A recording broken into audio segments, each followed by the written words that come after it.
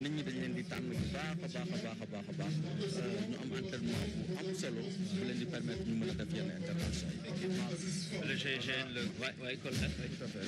Oui, tout à fait. Donc là, après le passage de la gendarmerie nationale, donc là, nous voyons venir le détachement du bataillon de transmission, qui est donc avec à sa tête le lieutenant-colonel Abdoul Aziz Fall, qui est le commandant du bataillon. Donc ce qu'il faut dire, c'est que le bataillon de transmission, c'est un bataillon du commandement. En fait, c'est un bataillon qui est articulé autour de 4 compagnies qui sont représentées ici. Donc il y a l'appui au commandement, il y a aussi tout ce qui est l'appui logistique, l'équipement, mais il y a également tout ce qui est cybersécurité, guerre électronique, etc. et cyberdéfense. Donc ce qu'il faut savoir, c'est que bataillon des transmissions, mooy vraiment bataillon bi nga xamante ne moo yor lépp lu jëm ci wàllu lëkkaloo ci diggante unité yi ci intervention yi maanaam ci chef bi su bëggee wax ak ay unité yi nga xamante ne ñu ngi ci terrain bi nekk ci moom mu nekk état-major bi mu des transmissions ci ñi lay jaar ñoom ñoo yor jumtuwaay yi nga xamante ne def lëkkaloo boobu ba pare tamit bataillon bu am solo la ci wàllu thème bi souveraineté parce que ñoom ñoo yor lépp lu jëm ci wàllu xarale yi jëm ci wàllu informatique cybersécurité cyberdéfense dégg nga fii nag am nañ fi ay officiers ay sous-officiers yu xarañ yoo xamante ne ñu na formé ci wàllu yooyu ci wàllu guerre électronique ci wàllu cybersécurité dégg nga ci wàllu cyberdéfense. Donc le bataillon des transmissions qui joue un rôle essentiel, comme l'a dit le capitaine de vaisseau, donc Ibrahima Sow, le rôle de transmission, de coordination de l'action militaire sur le terrain pour une communication très fluide, donc des différentes unités d'élite en termes d'opération. C'est ça, moo tax ñu leen di woowee l'arme du commandement. L'arme du commandement parce que c'est l'outil du commandement, c'est l'outil du chef. C'est l'outil qui lui permet de communiquer avec ses subordonnés, c'est l'outil qui lui permet de donner les ordres, même ci terrain bi par exemple boo jëlee par exemple chef de section bi déployer ay unités yu bëri ay groupes am ci biir ci espace bu yaatu xam nga dafay laaj nga code nag ñoom dina wax jaar leen ci def leen lii tiré leen bu leen tiré donc vraiment loolu boo ko amul rek amuloo daanaka li nga soxla léegi nag ñu ngi jëm ci détachement du bataillon des blindés. waaw le bataillon des blindés comme on dit. Voilà bataillon des blindés nag aussi ki koy commandé mooy lieutenant-colonel Bou Keïta. Waaw c'est un détachement nag également qui est constitué de 3 escadrons de combat donc avec un détachement logistique. Donc il est entièrement équipé de nouveaux engins qui sont des engins blindés roues canons qui sont des PTL donc qui matérialisent vraiment la montée en puissance des forces terrestres. Donc vous voyez le chef de corps qui passe son salut au chef de l'État. Voilà. Donc ces engins sont vraiment des engins de dernière génération qui se caractérisent par une grande modernité et puis qui se caractérisent par le blindage. C'est des unités qui sont blindées pour assurer vraiment la protection des équipages et qui ont également une très bonne puissance de feu qui est redoutable. Ils sont armés de canons de 105 mm. Donc voilà, et puis ils assurent vraiment une grande mobilité maanaam mouvement yi nga xamante ne troupe bi dañu ko war a def ci terrain bi ñoom dañu am mobilité dañu déplacé wu rapidement donc ñoom seen rapidité vraiment lañ leen di ràññee te itamit ñoom bu ñu intervenir ci champ de bataille rek dañu indi impact psychologique bu fort ci ennemi bi. dañoo indi impact psychologique bu fort ci ennemi bi ndax déstabiliser ndax seen rapidité ndax seen puissance u canon yi nga xamante ne moom la ñu jëfandikoo waaw. En tout cas, on note au passage aussi cette modernisation uniforme dans tous les états-majors, l'armée de terre, la marine nationale, donc l'armée de l'air. Cette modernisation véritablement est commune. Gis nga li baptême yi ñuy nga gis ci engins yi. tur yi ñuy jox ni ay tur la yoo xamante ne engin bu nekk dafa am turam. nañ ci tur yoo xamante ne dafay dellu ci voilà day dellu ci. Mam Mindis waaw gis nga canon 105 bi noonu. Mam Mindis mooy boo demee. mel ay Sine, Sine, voilà.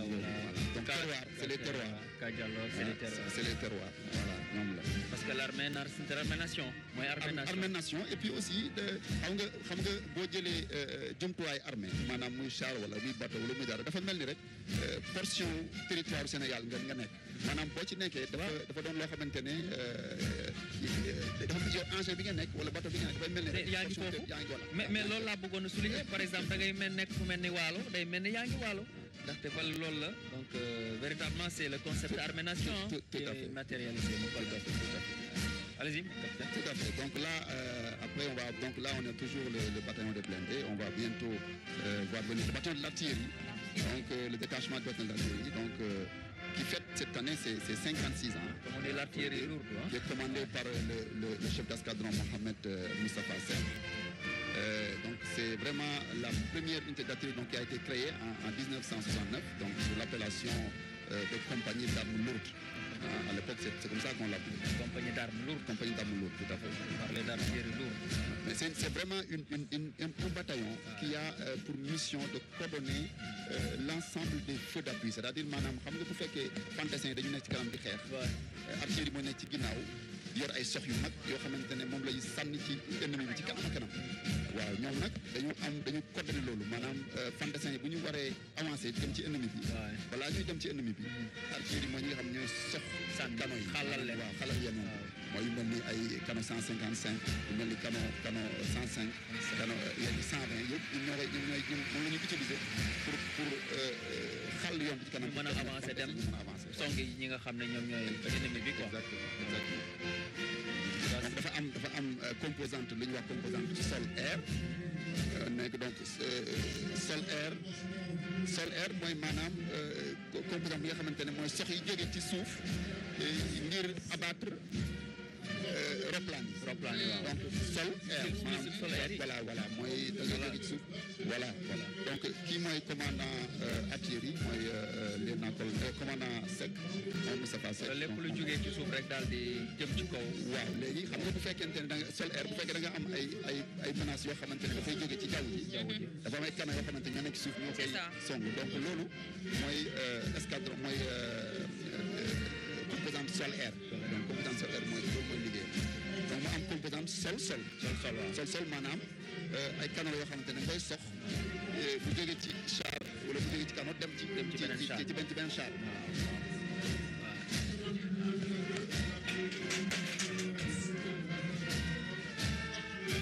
Voilà donc véritablement cette montée en puissance est visible dans les armées. Tout à fait dans les armées.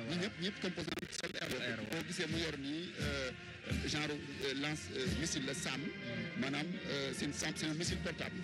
missile portable la rek.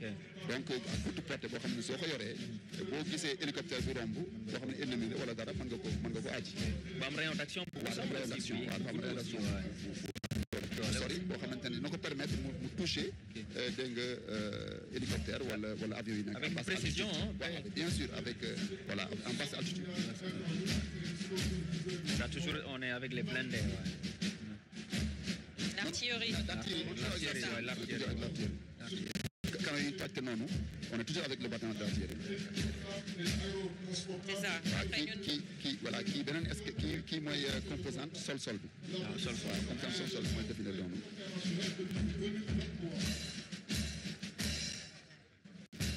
kii nag force de frappe vraiment force de frappe armée sénégalaise ci la quoi parce que boo xoolee. canons yu am doole la. canons yi nga xamante ne vraiment bu ñu dënnoo rek.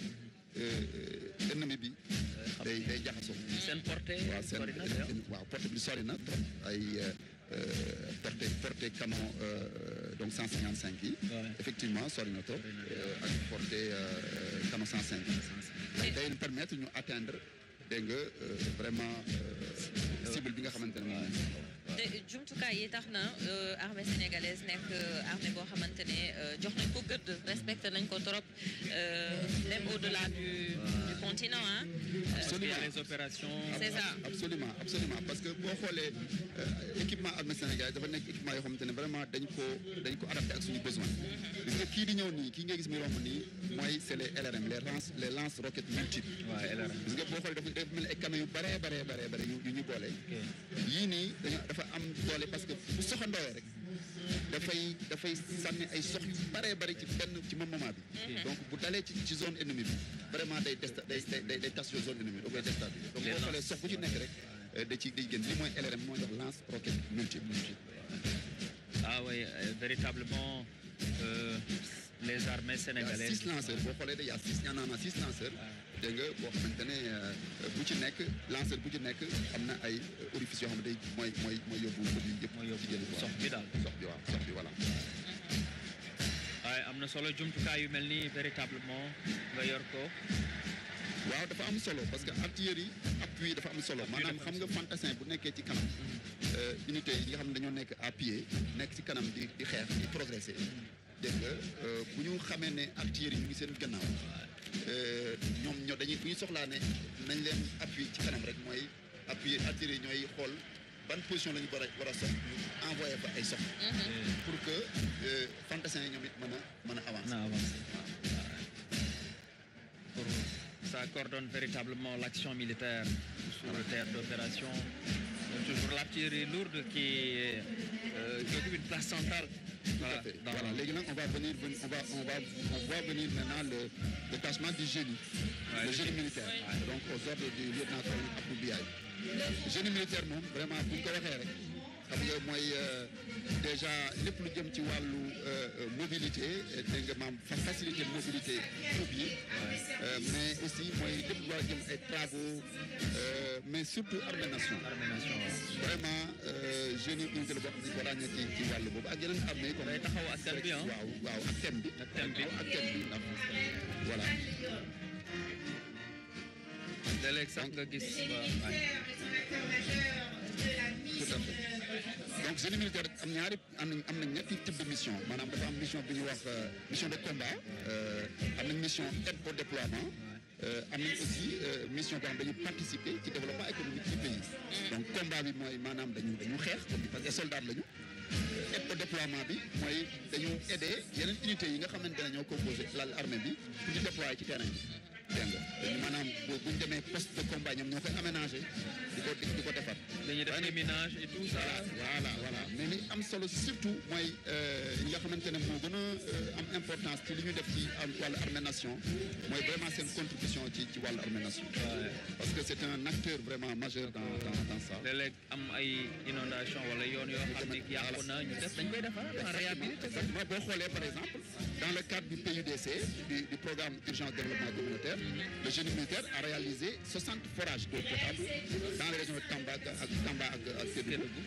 defar nañ ay pistes lu toll 85 kilomètres de piste entre Xelkom ak Darou Salam ci région de Fatick ba pare aussi defar nañu ay pistes de protection yu bari ay pistes de production laay wax sax yu bari ci à hauteur de 35 kilomètres de piste de production yi nga xam ne ñu koy waaj a defar foofu ci Louga boo déggee ñu wax piste de production nag mooy piste bu nga xamante ne dañuy jëlee mbay mi fi mu nekk ci àll bi di ko génne ci biti ay piste la ay yoon la yoo xam ne day permettre li ñu bay ci àll bi di ko génne ci biti.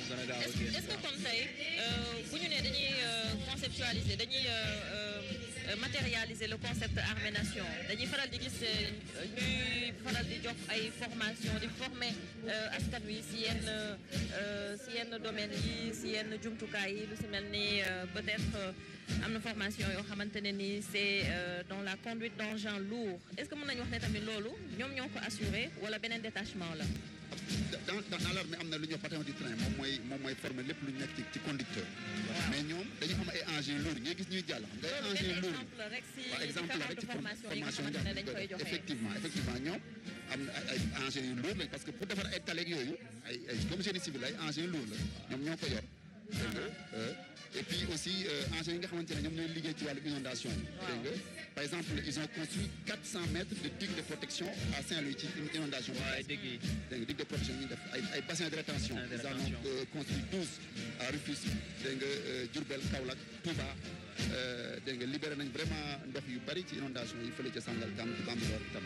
vraiment seen liggéey am na solo ndaxte ñoom li ñuy def askan bi wax dëgg yàlla gis nañ ci seen bopp ci réalisation yu mag a mag a mag a mag ci fànn boo jël ngir nekkinu askan wi gën a nekk liggéey nekkin bu gën a ñëw daal. moom kay liggéey bu ci bépp wàll wax naa inondation yi dégg nga wax naa xale yi nga xam ne koy defal piste de production yi waaye itamit aménagement terre agricole. waaw boo xoolee aménagement terre agricole parce que fi ñu nekk ñu ngi nekk ci liggéey pour vraiment souveraineté alimentaire. Donc boo xoolee ils ont aménagé 500 hectares de terres agricoles dans les régions de Kolda et de Tamba. 500 hectares de terres agricoles donc boo xamante nañ koy def au profit du ministère de l'agriculture parce que ministère des forces armées ak armée dañoo lëkkaloo ak yeneen ministères yi ci ay convention di leen jàppale ci politique de développement yi. mbay mi gën a yokk. exactement voilà suuxat ko. voilà exactement. génie militaire donc lu am solo la. lu am solo la am lu tolloo ci 2500 hectares de biosoy pour la production de biosoy. fële ca de Soda fële ca Louga aussi ñu ngi ci projet boobu donc vraiment boo gisee engins yi nga gis ñuy romb yëpp engins yu lourds yi dañu am utilité ci wàllu militaire maanaam dañu faciliter unité de combat yi ñu déployer ci terrain bi mais tamit dañu amal njëriñ dégg nga askan ci yeneen wàll bu bokkul ak wàllu défense muy wàllu armée nationale. Effectivement, le génie militaire c'est véritablement le concept armée nation. Tout à fait. Même ci wàllu éducation ci wàllu abri provisoire yi classe yi nga xamante ne génie militaire mu ngi def liggéey. Maintenant capitaine maintenant ñi c'est. waaw tout à fait. léegi nag fii ñu ngi ñëw ci premier bataillon d'infanterie. Ça c'est la police la police qui anime les défilés motorisés. L'infanterie c'est voilà. Voilà donc là bataillon d'infanterie donc premier bataillon d'infanterie qui est commandé par le lieutenant-colonel Maguette Sène voilà kii nag vraiment mooy bu ñu wax disons mooy histoire du Sénégal maanaam histoire armée Sénégal parce que premier bataillon d'infanterie mooy bataillon bi nga xamante ne ci la armée sénégalaise judd daanaka dégg nga moom vraiment ñu ko constitué le 22 janvier 1961 di éclatement fédération Mali bi amee xam nga bi ñu amee indépendance rek dañu nekkoon ci fédération bi mu éclaté Sénégalais yi nga xam soldats sénégalais yi nga xam dañu nekkoon ci armée française ñoom ñooy jël def leen donc ci ñoo constitué premier embryon vraiment armée sénégalaise donc l'histoire ñoo composé quoi mooy premier bataillon donc muy màgg di màgg nag ba aujourd'hui mu jur parce que même marine nag armée de l'air dafa am ay indi yu ndaw la woon ci biir foofu muy màgg di màgg ba toll fi ñu toll nii dégg nga donc moo tax vraiment c'est une unité emblématique c'est une unité qui est vraiment de la jeunesse des il y a même une école d'application de l'infanterie. Oui, il y a une école d'application de l'infanterie, fële ca Thiès, les AI de Thiès, AI de Thiès, des armes de l'infanterie. Effectivement. Les AI, oui, qui a été créé tout juste au début des années 80, je pense. Tout à fait. Donc c'est une école bu nga xamante ne fa la ñu appliquer tout ce qui est métier de l'infanterie maanaam yeneen armes yi yeneen armes yi parce que xam nga armée de terre dafa am ay armes yu bëri dafa am infanterie dafa am cavalerie blindée dafa am artillerie yëpp ay armes la waaw mën naa wax ne ay genre spécialité la dégg nga léegi nag ñooñu seen formation seen application donc école boobu lañ koy école bu am solo waaw école bu am solo la am na école yu bëri fi mu toll nii direction yu bëri direction yëpp daanaka am nañ seen école d'application yoo xamante ni dégg nga vraiment dañ leen di former ci spécificité métier bi nga xamante ne ci lañu. bataillon d'instruction yooyu am solo. véritablement il y a les armées sénégalaises. tout à fait ba tey jii nii donc on est en train de voir le premier bataillon d'infanterie qui passe et dañu noter aussi que xam nga bataillon bi dafa gën a motorisé. ci jamono dañ doon ay bataillon yoo xamante ne peut-être il y avait moins de véhicules. Maintenant ils sont beaucoup plus motorisés. Instant bi lu tollook 45 véhicules ñooy défilé instant bi Au total, on a plus de 300 véhicules qui ont défilé. Donc, pour les bataillons, premier bataillon uniquement, je n'ai pas le nombre exact de véhicules qui ont premier bataillon, mais au total, quand même, il y a plus de 390 véhicules qui passent. Donc voilà, c'est véritablement... Là, on va bientôt voir donc... C'est combien 397. Voilà, 300 au total. Ça, c'est au total. Donc, tous les véhicules 397 au total. Voilà, qui défilent. 397. Et pour le personnel, 6096, voilà. Au total, ouais, tout le personnel qui est impliqué dans le défilé, c'est 6096.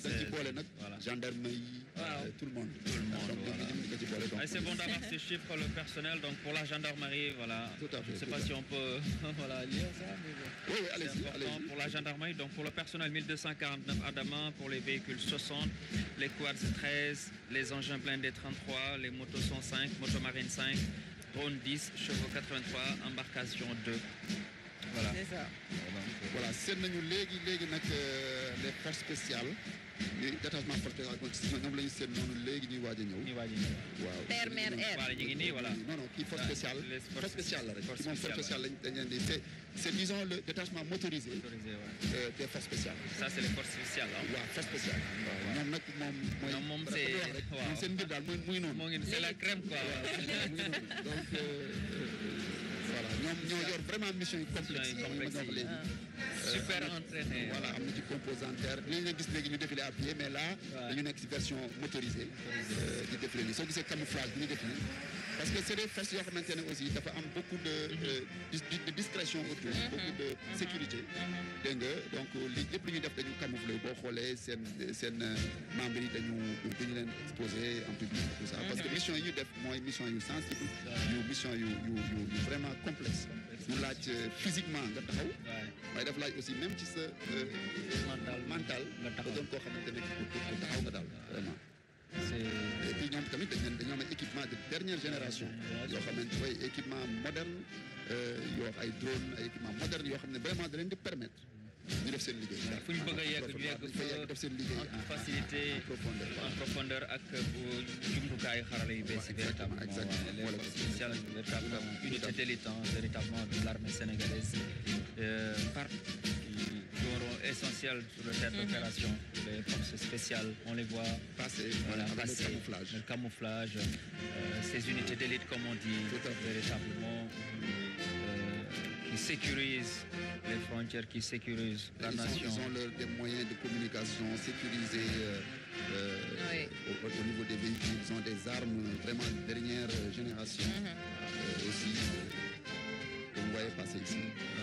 Et au loin, on va venir donc le détachement de la Brigade nationale des sapeurs-pompiers, qui est donc aux ordres du lieutenant-colonel Marcel Lyon.